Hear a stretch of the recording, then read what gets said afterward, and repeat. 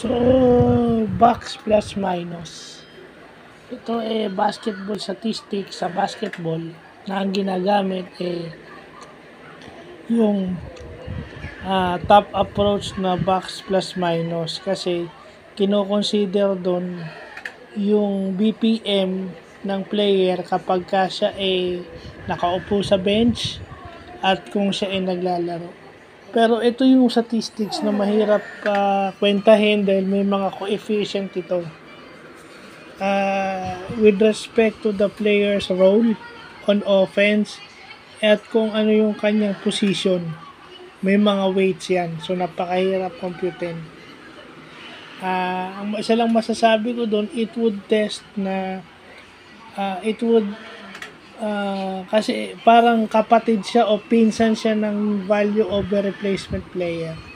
Kasi halos pareho yung kanilang standard.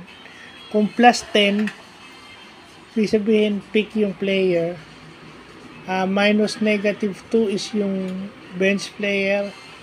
4.0 is an all-star. Yung mga ganun yung mga criteria. So, ibig sabihin, pag positive ka, maganda yung impact mo sa laro. Pero pag nag-negative ka, pag nakaupo ka, ibig sabihin, kailangan ka. Para, yun na yun. Pag tinanggal ka sa game, bumababa yung performance ng team. Tumataas yung performance ng team, nagiging negative pag wala ka. So, ibig sabihin, kailangan makita ng mga coaches yung magandang team game. Na kahit tanggalin ka sa laro o bigyan ka ng pahinga, positive pa rin sila. So, kasi minsan, just like in any other thing, di ba? Wala kayong options na kapag ka tinanggal mo to, wala.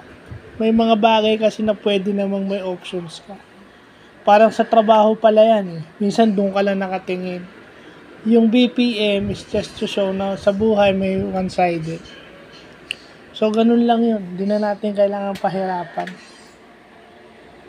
Buti sana kung diba, buti sana kung nagtatranslate yun sa wins. Kung nagpapanalo yung team mo, mas tumataas yung pagiging positive ng box plus BPM mo, box plus minus. Kung nananalo, factor din yun. Pero nagiging negative kapag natatalo. So, yun lang po.